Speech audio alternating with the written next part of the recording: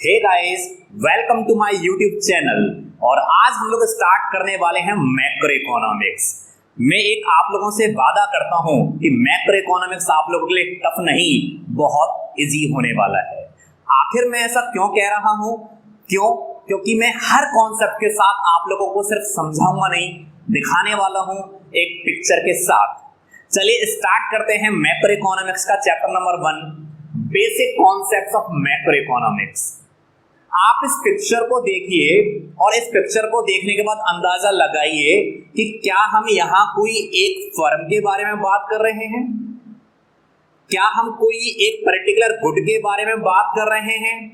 अरे नहीं भाई, इस पिक्चर को देखने से मुझे लग रहा है हम तो ग्लोबली बात कर रहे हैं, क्योंकि यहाँ पर यूरो भी है, यहाँ पर डॉलर का साइन भी है और यहाँ जीडीपी भी है। तो ऐसी ही किसी कॉन्सेप्ट को बोलते हैं हम लोग मैक्रो इकोनॉमिक्स। चलिए स्टार्ट करते हैं और समझ लेते हैं सबसे पहले मैक्रो इकोनॉमिक्स होता क्या है। भाई macro economics is the study of economic problems. भाई इसके अंदर हम किसी इकोनॉमी की प्रॉब्लम को समझते हैं। आखिर ये इकोनॉमिक प्रॉब्लम है क्या, चलिए इसके बारे में भी स्टडी कर लेंगे। पहले एक बार हम लोग डेफिनेशन देख लेते हैं। मैक्रो इकोनॉमिक्स के अंदर इकोनॉमिक प्रॉब्लम को स्टडी करते हैं, वो भी मैक्रो लेवल पर, यानी बहुत बड़े लेवल पर। इससे पहली वाली पिक्चर को आप लोगों ने देखा होगा जिसमें हम बड़े ग्लोबली बात कर रहे थे। डॉलर का साइन भी था, यूरो का साइन भी था, उसमें येन का साइन भी था, जीडीपी से रिलेटेड बातें हो रही थी।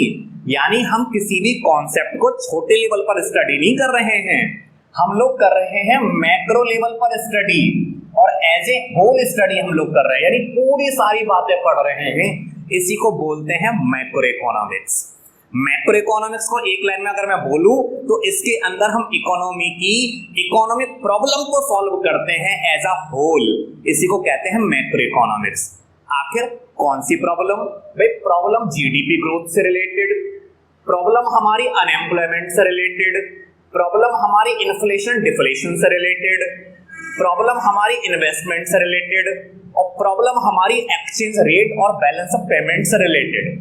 अब आप लोग सोच रहे होंगे कि भाई इतनी सारी प्रॉब्लम आखिर ये है क्या? वैसे तो मैं आप लोगों को आसान भाषा में बता दूं, यही हमारे मैक्रो इकोनॉमिक्स के कुछ चैप्टर्स हैं, जिसको हम लोग धीरे धीरे एक एक करके हम इसको पढ़ते हुए चले जाएंगे। चलिए स्टार्ट करते हैं इस वाले चैप्टर का सबसे मेन पॉइंट।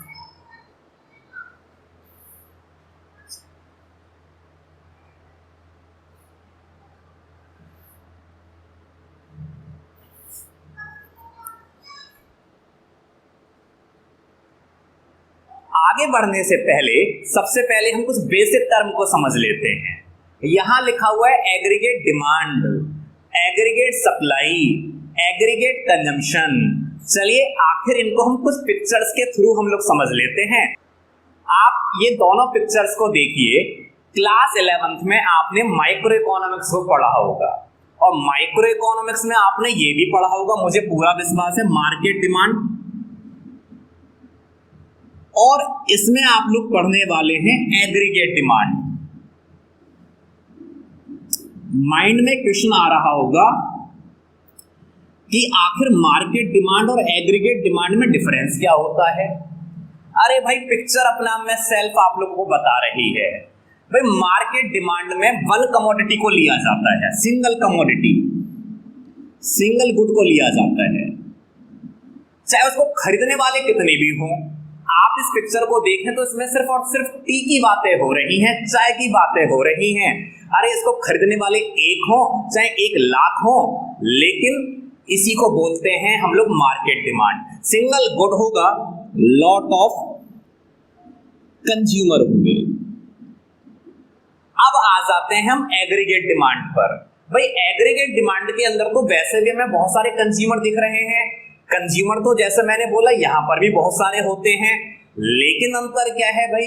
अंतर ये है यहां नंबर ऑफ गुड्स होती है, बहुत सारी चीजें डिफरेंट डिफरेंट। मैं केवल टी के बारे में बात नहीं करूंगा, टी है, कॉफी है, कपड़े हैं, बहुत सारी चीजों के बारे में बात करूंगा। तो इसी को बोलते हैं मार्केट डिमांड, यानी यहां पर कमोडिटी कैसे होंगी, बहुत सारी होंगी, और कंज्यूमर तो हमारे बहुत सारे होंगे ही होंगे, जिसको एक पर्टिकुलर टाइम पीरियड में ये परचेज करते हैं। मैं उम्मीद करता हूं मार्केट डिमांड और एग्रीगेट डिमांड में भी डिफरेंस समझ आ गया होगा। लेकर चलते हैं अगली वाली पिक्चर पर।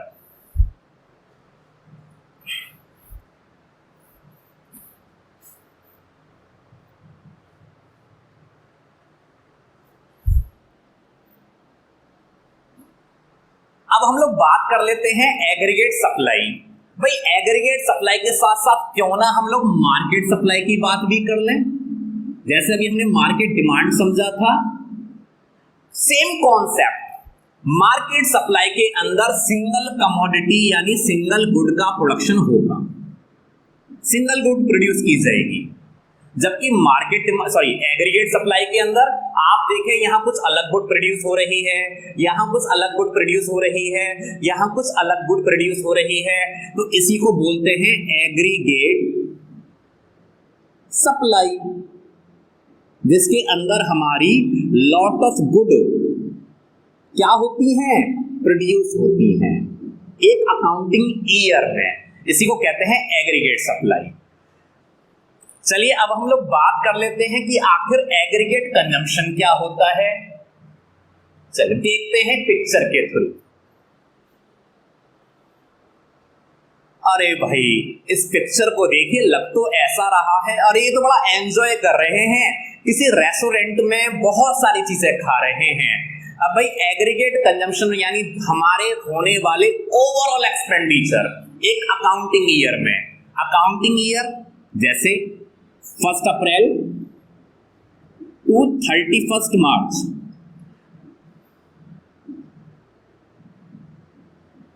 एक अकाउंटिंग ईयर में जो भी हम खर्चे करते हैं इसी को एग्रीगेट कंजम्पशन बोलते हैं, और इससे हमारा स्टैंडर्ड ऑफ लिविंग वो हमारा इंप्रूव होता है, जैसा कि यहाँ इन लोगों का हो रहा है, बड़े एंजॉय कर रहे हैं, बड़े रिलैक्स में ये लोग बैठे हैं।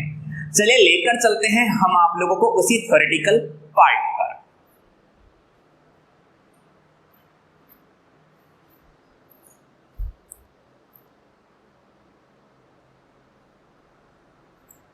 अब हम समझ लेते हैं थ्योरेटिकल एस्पेक्ट के थ्रू आखिर होता क्या है। भाई एग्रीगेट डिमांड के अंदर ऑल गुड्स एंड सर्विसेज आती हैं। जैसे मैंने बताया ना कि बहुत सारे कपड़े लोग लेकर खड़े हुए थे, केवल कपड़े नहीं और भी सारी चीजें आ सकती हैं, टी है, कॉफी है, इसके अलावा यानी हमारे पास ऑटोमोबाइल है, टेलीकॉम है, सारी गुड्स एंड सर्विसेज आती हैं। और एक अकाउंटिंग ईयर में जो भी खर्चे किए जाते हैं एक टाइम पीरियड में, इसी को बोलते हैं एग्रीगेट डिमांड। चलिए अब एग्रीगेट सप्लाई के बारे में बात कर लेते हैं। भाई जो भी चीजें हमारे कंट्री के अंदर प्रोड्यूस होती हैं, हम लोग देख रहे थे ना, एक इसमें आप लोगों का वाटर बोतल का प्रोडक्शन चल रहा था, एक और हम लोगों ने पिक्चर देखा था। तो जो भी हमारे पूरे अकाउंटिंग ईयर में goods and services, accounting year कहें या एक टाइम पीरियड में कहें, प्रोड्यूस होती हैं, एक नहीं नंबर ऑफ, उसकी मार्केट वैल्यू को हम लोग बोलते हैं एग्रीगेट सप्लाई।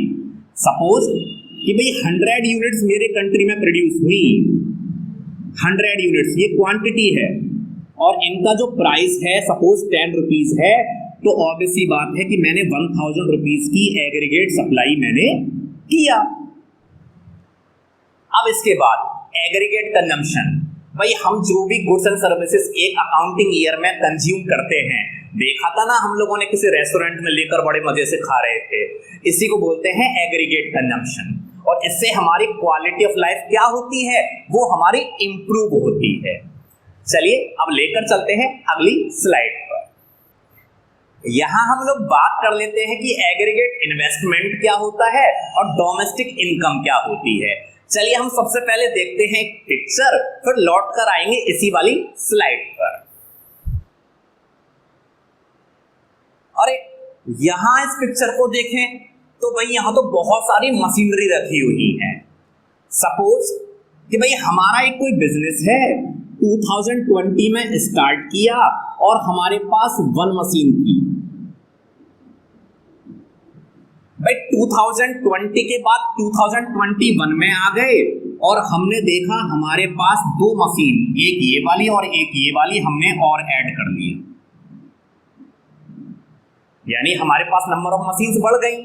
2022 में हमने और मशीन परचेज कर ली। जितना भी हम लोग अपने यहाँ स्टॉक को ऐड करते चले जाएंगे उसी को बोलते हैं इन्वेस्टमेंट। पहले इसने एक मशीन में इन्वेस्टमेंट किया, अब इसने दो और खरीद ली, अब 3 मशीन्स हो गई, इसी को इन्वेस्टमेंट कहा जाता है। चलिए एक और पिक्चर देखते हैं, फिर से हम लोग समझ लेते हैं। अरे आप लोग इस पिक्चर को देखिए, इस पिक्चर में तो भाई मुझे पैसे पैसा नजर आ रहा है। अरे मुझे तो ऐसा लग रहा है ये पैसे मैंने ना कमाए हैं। इसी को बोलते हैं डोमेस्टिक इनकम। करेंसी भी इंडिया की लग रही है। तो डोमेस्टिक इनकम क्या होता है भाई? Income earned within the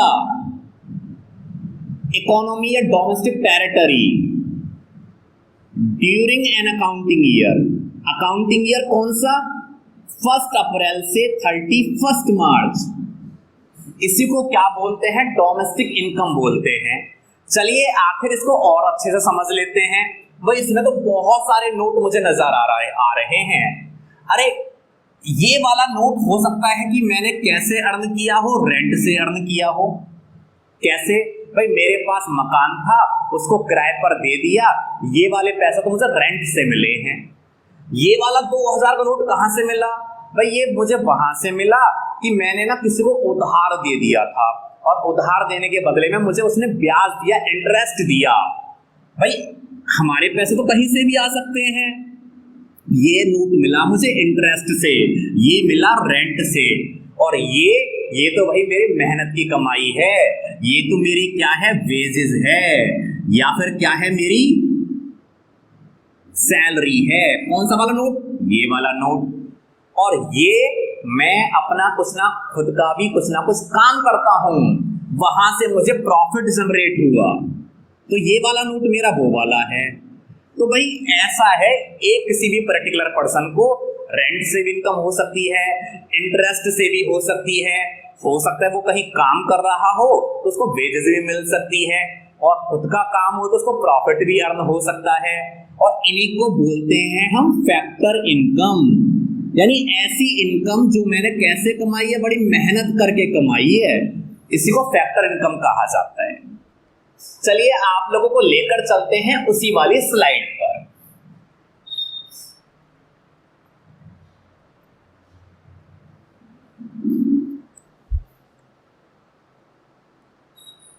aggregate investment, अभी हमने मशीन्स को देखा था ना भाई, ये कौन से एक्सपेंडिचर हैं जो कि कोई प्रोड्यूसर कर रहा है। प्रोड्यूसर यानी कोई फर्म कर रही है, किसमें? इकोनॉमी में। क्यों कर रही है? ऐसी गुड्स को परचेज करने में जिससे उसका स्टॉक ऑफ कैपिटल बढ़ जाए। देख रहे थे ना हम लोग स्टार्टिंग में 2020 में केवल कितनी मशीन थी? 1 मशीन थी। 2021 में उसने कितना मशीन और परचेज कर लिया? 2 मशीन्स और परचेज कर लिया, तो अब उसके पास 3 मशीन्स हो गई। यानी कि ऐसी गुड्स उसने परचेज किया जिससे उसका स्टॉक ऑफ कैपिटल बढ़ जाए, उसी को बोलते हैं एग्रीगेट इन्वेस्टमेंट, और अल्टीमेटली इससे प्रोडक्शन कैपेसिटी बढ़ जाती है। डोमेस्टिक इनकम अभी देखा था ना, अभी नोट नए करारे 2000 रुपए के, तो यही हमारा होता है डोमेस्टिक इनकम। यानी कि ऐसी इनकम जो हमने कहां जनरेट करी है? इकोनॉमी के अंदर। कौन सी? Domestic economy. डोमेस्टिक इकोनॉमी मतलब मेरा कंट्री यानी इंडिया। कब? अकाउंटिंग ईयर में। और वो पैसे कैसे कमाए थे? कुछ कमाए थे रेंट से, कुछ कमाए थे इंटरेस्ट से, कुछ कमाए थे प्रॉफिट से, कुछ कमाए थे वेजेस से। इन सबको ही बोलते हैं फैक्टर इनकम, यानी ऐसी इनकम जो मैंने with in the country earn करी है by the way of rent, interest, wages, profit, इसी को बोलते हैं डोमेस्टिक इनकम। चलिए आगे लेकर चलते हैं अपने मेन टॉपिक पर। अभी हम लोग बात कर लेते हैं फाइनल गुड्स क्या होती हैं। भाई ऐसा करते हैं, पहले हम पिक्चर देखते हैं, देन इसके बाद इस पर लौट कर आते हैं।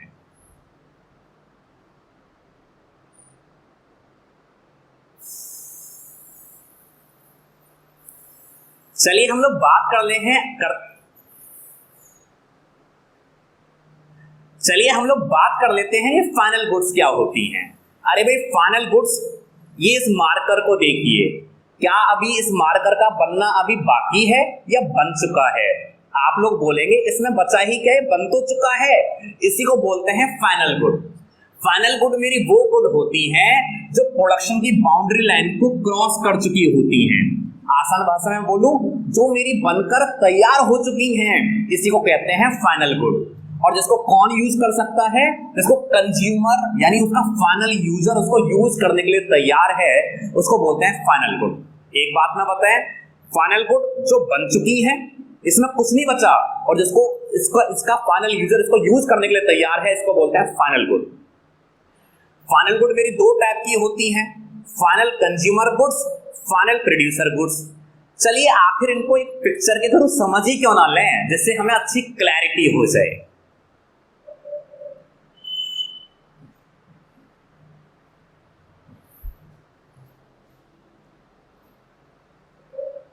भाई एक बात बताइए, ये हमारी टेबल है, चेयर है, सोफा है, मुझे तो ऐसा लग रहा है ज्यादातर चीजें मेरे घर में यूज आती हैं।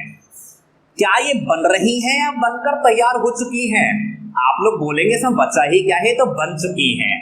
इन्हीं को बोलते हैं फाइनल कंज्यूमर गुड्स, क्योंकि इसको कौन यूज करता है? इसको कंज्यूमर कंज्यूम करता है, इसको कंज्यूमर यूज करता है। लेकिन ये भी तो बन चुकी है या बन रही है?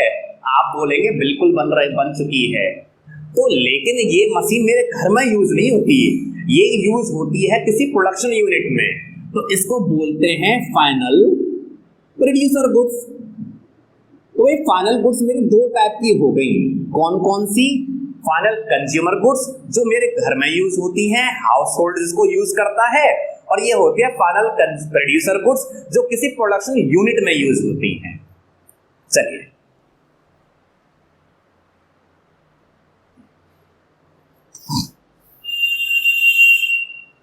जिसके बारे में हम लोग बात कर रहे थे, यानी फाइनल गुड्स कौन सी गुड्स जो मेरी बन चुकी हैं, boundary line of production cross कर चुकी हैं, और इसको उसका फाइनल यूजर यूज करने के लिए तैयार है। दो टाइप की, कंज्यूमर जो भी हमने देखा, सोफा, टेबल, चेयर, और फाइनल प्रोड्यूसर गुड जैसे मशीन। आगे लेकर चलते हैं, अब समझते हैं इंटरमीडिएट गुड क्या होती है। इसके बारे में हम लोग ऑलरेडी डिस्कस कर चुके हैं। फाइनल कंज्यूमर गुड्स वो होती हैं जिसको यूज करने वाला कोई कंज्यूमर होता है। ब्रेड भी हो सकती है, बटर भी हो सकता है, हमारे घर में यूज होने वाले कोई भी चीज हो सकती है। फाइनल प्रोड्यूसर गुड्स जिसको यूज करने वाला कौन होता है? कोई प्रोड्यूसर होता है। दोनों ही बन चुकी हैं, बस यूज करने वाला अलग है। जैसे कोई ट्रैक्टर हो गया, कौन यूज करता है? फार्मर यूज करता है। कोई मशीन हो गई, कौन यूज करता है? कोई फर्म यूज करती है।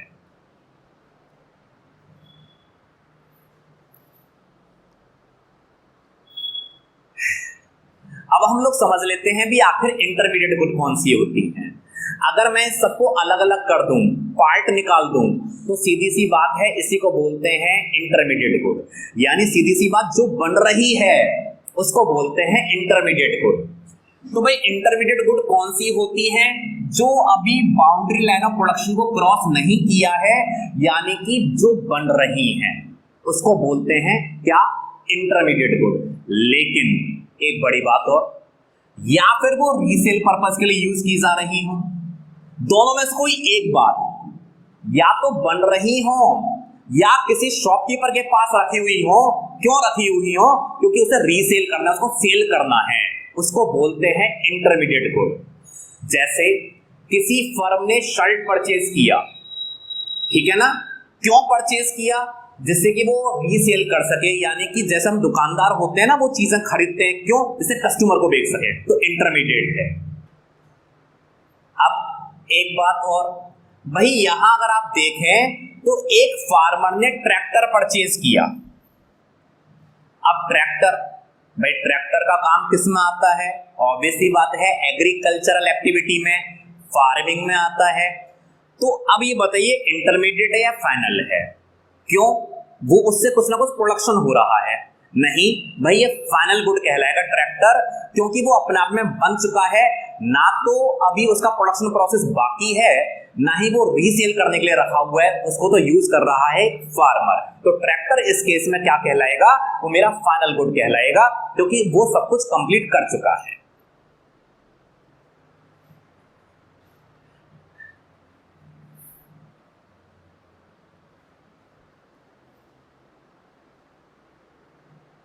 आप इस पिक्चर को देखिए, बताइए क्या हो रहा है।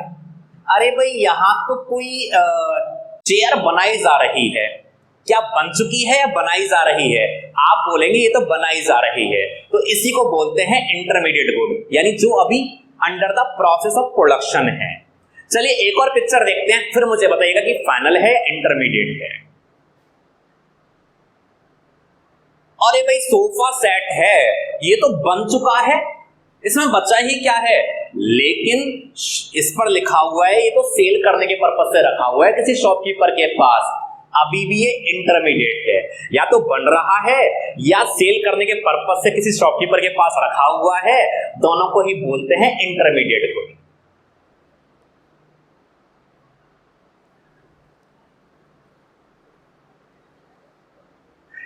आप इस पिक्चर को देखिए और मुझे बताइएगा कि है तो तीनों ही फर्नीचर, फर्नीचर के पॉइंट ऑफ व्यू से बात कर रहा हूं। अब मुझे बताइएगा कि इसमें फाइनल कौन सा है और इंटरमीडिएट कौन सा है। आप कहेंगे भाई ये फाइनल है, क्यों फाइनल है? भाई बन चुका है, इसमें कुछ बचा ही नहीं है, तो चलिए इसको हम लोग फाइनल मानते हैं। आप इसको बोलेंगे भाई ये तो इंटरमीडिएट है, क्यों? ये बन रही है और माना ये बन चुकी है, लेकिन रखी तो सेल करने के पर्पज से है ना, अभी भी इंटरमीडिएट है। तो वही बात मैं बोल रहा हूं, मैंने आपको फर्नीचर की ही तीनों पिक दिखाई, तो फर्नीचर मेरा इंटरमीडिएट गुड भी हो सकता है और फाइनल गुड भी, डिपेंड करेगा एंड यूज पर।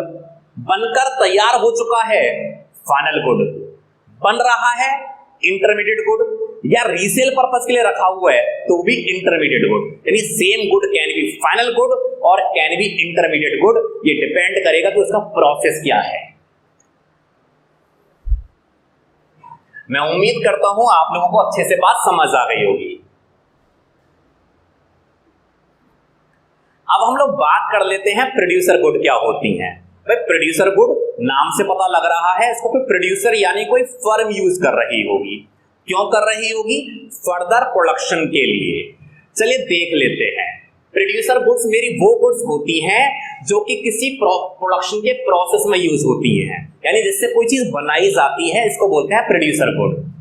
हो सकता है रॉ मटेरियल हो सकता है कोई फिक्स्ड एसेट हो, फिक्स्ड एसेट जैसे कि क्या, कोई मशीन हो, इसी को बोलते हैं प्रोड्यूसर गुड। मैं सिंपल सी बात कर लूं, आप किसी भी कंपनी में चले जाइए, जहां प्रोडक्शन होगा वहां रॉ मटेरियल भी चाहिए और मशीन भी चाहिए, उसके बिना प्रोडक्शन हो ही नहीं सकता। कोई एक चीज भी होगी तो भी प्रोडक्शन नहीं हो सकता, इसी को बोलते हैं हम लोग प्रोड्यूसर गुड। चलिए हम लोग देख लेते हैं पिक्चर के थ्रू, जिससे हमें मोर क्लैरिटी हो जाए। आ गए फाइनली हम लोग पिक्चर पर। आप इस पिक्चर को देखिए और ये क्या लग रहा है, ये तो भाई रॉ मटेरियल है, ये मेटल है जिससे स्टील बनाया जा रहा है, ये फैब्रिक है जिससे क्लोथ बनाए जा रहे हैं, ये स्टील है जिससे कार बनाई जाएंगी। ऐसे ही एक और रॉ मटेरियल ये रहा, ठीक है ना। तो अल्टीमेटली ये रॉ मटेरियल है, लेकिन रॉ मटेरियल को फिनिश गुड्स में कन्वर्ट तो करना पड़ेगा जिससे तैयार हो जाएं, और उसके लिए क्या चाहिए? उसके लिए तो भाई मशीनरी चाहिए। तो हमारी प्रोड्यूसर गुड्स दो टाइप की हुई, एक तो हम लोगों का क्या, रॉ मटेरियल चाहिए ना प्रोडक्शन करने के लिए, और दूसरी क्या, मशीन, इसी को बोलते हैं हम लोग प्रोड्यूसर गुड्स।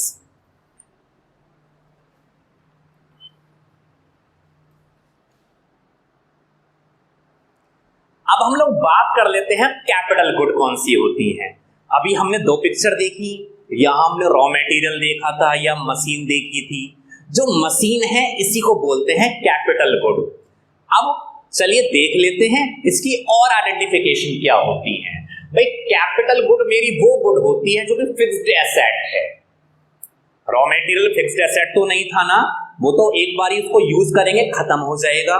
मशीनरी क्या है जिसको अगेन अगेन यूज कर सकते हैं, साथ में इनकी जो वैल्यू होती है ना वो कंपैरेटिवली हाई होती है। रॉ मटेरियल, अरे भाई सस्ता सा मिल जाएगा, मशीन कैसी आती है, करोड़ों रुपए की आती है, तो इसकी वैल्यू भी हाई होती है। दूसरी बात, ये लॉन्ग टर्म के लिए यूज भी करते हैं, इसको बहुत लंबे समय के लिए यूज भी आ सकती है, इसी को बोलते हैं कैपिटल गुड। तो कैपिटल गुड के बारे में अगर मैं 3 बातें बताऊं भाई, एक तो पहली बात इसकी वैल्यू कैसी होनी चाहिए, हाई वैल्यू होनी चाहिए। मशीन की देखा ना वैल्यू कितनी महंगी आती है हम लोगों की, और लंबे समय के लिए यूज हो सके, यानी लॉन्ग पीरियड ऑफ टाइम के लिए क्या हो सके, वो यूज हो सके मैनी ईयर्स के लिए। दूसरी क्वालिटी ये होनी चाहिए। थर्ड क्या होनी चाहिए, फिक्स्ड एसेट हो but used in the process of production. अब आप कहोगे भाई ये वाली बात मैंने क्यों लिखा, ये बताइएगा कि घर में एसी भी होता है, एयर कंडीशनर, क्या वो सस्ता आता है? नहीं भाई, वैल्यू हाई होती है। क्या 1 साल के लिए यूज होगा? अरे नहीं भाई, लंबे समय के लिए यूज होगा, लेकिन तीसरी क्वालिटी नहीं है उसमें, क्योंकि वो हाउस होल्ड पर्पज के लिए यूज हो रहा है, ना ही प्रोडक्शन पर्पज के लिए। तो तीनों क्वालिटी चाहिए, वैल्यू हाई हो, मैनी ईयर्स यानी लॉन्ग पीरियड के लिए यूज भी हो, लेकिन किस में यूज हो, प्रोडक्शन करने के प्रोसेस में यूज हो, यानी किसी फर्म में यूज होनी चाहिए, अदरवाइज कैपिटल गुड नहीं कहलाएगी।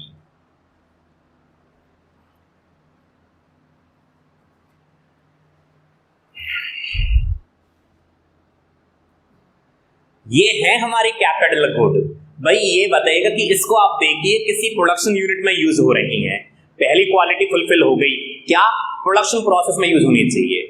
क्या लग रहा है ये सस्ती होंगी या कभी बहुत ज्यादा कॉस्टली होंगी, कहोगे भाई हाई वैल्यू वाली हैं। तीसरी क्वालिटी, क्या 1 ईयर के लिए यूज होंगी या लंबे समय के लिए, कहोगे लंबे समय के लिए। तीनों क्वालिटी फुलफिल हो रही हैं, वैल्यू हाई है, लॉन्ग पीरियड के लिए यूज में भी हो रही है, और तीसरी क्वालिटी प्रोडक्शन प्रोसेस में भी यूज हो रही है, इसी को बोलते हैं कैपिटल गुड। चलिए डिस्कस करते हैं इस वाली स्लाइड पर कि all capital goods are producer good, यानी हर कैपिटल गुड यानी हर मशीनरी प्रोड्यूसर गुड है, लेकिन हर प्रोड्यूसर गुड क्या नहीं है, कैपिटल गुड। चलिए इसको पहले आसानी से समझ लेते हैं। प्रोड्यूसर गुड्स कौन सी होती हैं? 2 टाइप की, एक रॉ मटेरियल और दूसरी मेरी मशीनरी। इन दोनों में से मुझे बताइएगा कैपिटल गुड कौन सी है। तुम कहोगे भाई मशीनरी मेरी कैपिटल गुड है, यानी हर कैपिटल गुड क्या हुई, मशीन प्रोड्यूसर गुड हुई, लेकिन हर प्रोड्यूसर गुड कैपिटल गुड नहीं है, क्योंकि रॉ मटेरियल मेरा कैपिटल गुड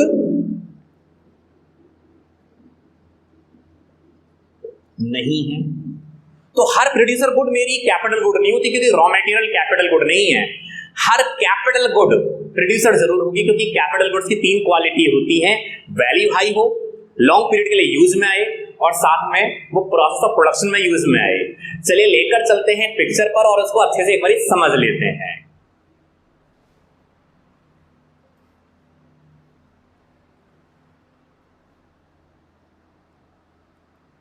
सेम कॉन्सेप्ट, दोनों ही प्रोड्यूसर गुड हैं, लेकिन ये रॉ मटेरियल कैपिटल गुड नहीं है। क्यों भैया? इसकी वैल्यू लो है, 1 टाइम यूज में आएगी, इसलिए कैपिटल गुड नहीं है। तो हर प्रोड्यूसर गुड कैपिटल तो नहीं होती, लेकिन हर कैपिटल गुड प्रोड्यूसर गुड जरूर होगी, क्योंकि प्रोड्यूसर कैपिटल गुड बनने के लिए उसका प्रोसेस ऑफ प्रोडक्शन में एंगेज होना जरूरी है। चलिए लेकर चलते हैं अगले वाले कॉन्सेप्ट पर, समझते हैं डेप्रिसिएशन क्या होता है। एक चलते हैं पिक्चर पर, देन इसके बाद लौट कर आते हैं। आप ये तीनों पिक्चर देखिए और इसके बाद आपको लोगों को समझ आ जाएगा कि इनकी हालात कैसे हैं, यानी इनको यूज करते करते या और किसी भी कारणों से इनकी वैल्यू आज मैं तो कहूं नील के बराबर हो गई है। इसी को बोलते हैं डेप्रिसिएशन।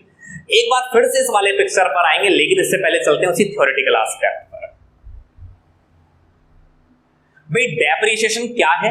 अभी हमने पिक्चर में देखा ना किसी भी फिक्स्ड एसेट की वैल्यू का कम हो जाना, उसी को बोलते हैं डेप्रिसिएशन। अब इसके तीन कारण हो सकते हैं। वियर एंड टियर की वजह से, यानी उसको यूज करते रहे, टूट फूट हो गई, बेकार हो गया, या फिर एक्सीडेंटल डैमेजेस की वजह से, एक्सीडेंट हो गया, और तीसरा होता है एक्सपेक्टेड ऑब्सोलिसेंस, कि एक समय के बाद कोई चीज खत्म अपने आप ही हो जाएगी, इसी को बोलते हैं डेप्रिसिएशन। और डेप्रिसिएशन का एक और नाम है कंजम्पशन ऑफ फिक्स्ड कैपिटल। चलिए फिर से चलते हैं उसी वाली पिक्चर पर, और आप पहचानना तीनों में से पिक्चर क्या क्या रिप्रेजेंट कर रही है।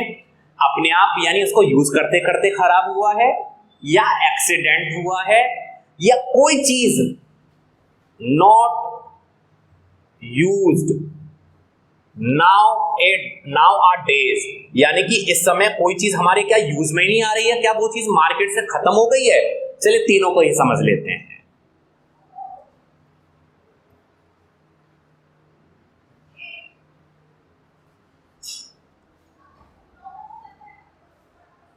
आप इस शूज को देखिए, क्या लग रहा है भाई, ये इसको यूज करते करते ना आज इसकी हालत खस्ता हो गई है। इसी को बोलते हैं normal wear and tear. Use करते रहोगे, एक समय के बाद इसकी अपने आप ही खत्म हो जाएगा, इसकी वैल्यू कम हो जाएगी, शायद इसको सेल करें तो शायद मुश्किल से हो। ये है एक डेप्रिसिएशन का कॉज। दूसरा, अरे यहां तो भाई एक्सीडेंट हो गया, एक्सीडेंट की वजह से गाड़ी हो गई डैमेज, ये भी मेरा दूसरा कॉज होता है किसी भी वैल्यू का, यानी किसी भी फिक्स्ड एसेट की वैल्यू का कम होना। अरे ये तो पुराने टाइम का टाइपराइटर लग रहा है, आज मैं खरीदने जाऊं मुश्किल से मिलेगा, इसी को बोलते हैं एक्सपेक्टेड ऑब्सोलिसेंस। एक और बात कर लेते हैं, black and white TV. Market में जाना, किसी शॉपकीपर से पूछना, भाई साहब ब्लैक एंड व्हाइट टीवी है, वो बोलेंगे कहां किस जमाने के हो भाई तुम लोग, है ना। तो ऑब्वियस सी बात है, एक समय के बाद मार्केट में चीजें आना या उसको हम यूज करना बंद कर देते हैं, तो इसके बाद भी उसकी वैल्यू बिल्कुल ऑलमोस्ट निल हो जाती है। तो तीसरा कॉज मेरा ये रहा डेप्रिसिएशन का।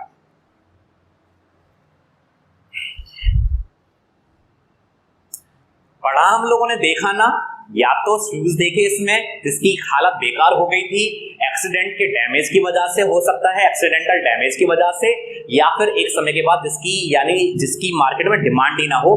These are some cause of depreciation. चलिए एक और आगे चलते हैं, फिर आगे हम लोग और समझते हैं। भाई डेप्रिसिएशन रिजर्व फंड क्या है, ये तो मुझे समझ आ गया कि एक समय के बाद कोई भी चीज है मेरी, वो over a period of time वो खत्म होनी ही होनी है। भाई एक बात बताइएगा कि ऑब्वियस सी बात है, मेरे पास लैपटॉप है, माना इसकी लाइफ 10 इयर्स है, तो 10 इयर्स के बाद क्या होगा कि भाई तो ऑलमोस्ट निल वैल्यू का हो जाएगा, यानी खराब हो जाएगा, फिर मुझे दोबारा से परचेस करना पड़ेगा एक लैपटॉप। तो उस समय मेरे पास पैसा कहां से आएगा। क्यों ना ऐसा करूं मैं, माना ये लैपटॉप मैंने खरीदा है 50,000 रुपीज का, 10 इयर्स ये चला, तो मेरे को तो ये समझ आ रहा है कि हर साल 5,000 रुपीज की इसकी वैल्यू कम हो रही है। जितनी वैल्यू कम हो रही है, कितना क्यों ना मैं इस पैसे को मैं हर बार जोड़ता हुआ चलूं अपने किसी सेविंग अकाउंट में या कहीं पर भी, जिससे मेरे पास क्या हो, आफ्टर 10 इयर्स के बाद 50,000 रुपीज हो जाएं, और जिससे मैं दोबारा से लैपटॉप परचेज कर सकूं। इसी को बोलते हैं डेप्रिसिएशन रिजर्व फंड। ये एक ऐसा फंड होता है जिससे हम क्या कर सकते हैं, अपनी फिक्स्ड एसेट को रिप्लेस कर सकते हैं, यानी रीपरचेज कर सकते हैं। इसी को बोलते हैं डेप्रिसिएशन रिजर्व फंड। चलिए देखते हैं पिक्चर।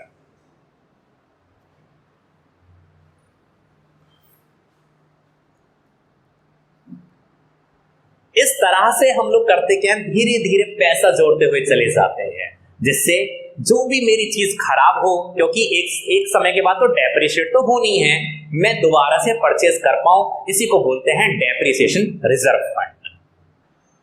आप लोगों को अगर मेरी वीडियो अच्छी लगी हो तो मेरे चैनल को सब्सक्राइब करिएगा, लाइक करिएगा, कमेंट कर बताइएगा कि इसमें आपने क्या सीखा, और शेयर तो जरूर करिएगा जिससे कि बाकी लोगों को भी इसका बेनिफिट मिल सके। और लास्ट, वीडियो को देखने के लिए आप लोगों को बहुत बहुत थैंक यू, और मिलते हैं हम जल्दी अगली वाली वीडियो में। मिलते रहिएगा, अपडेट रहते रहिएगा। Once again thank you so much.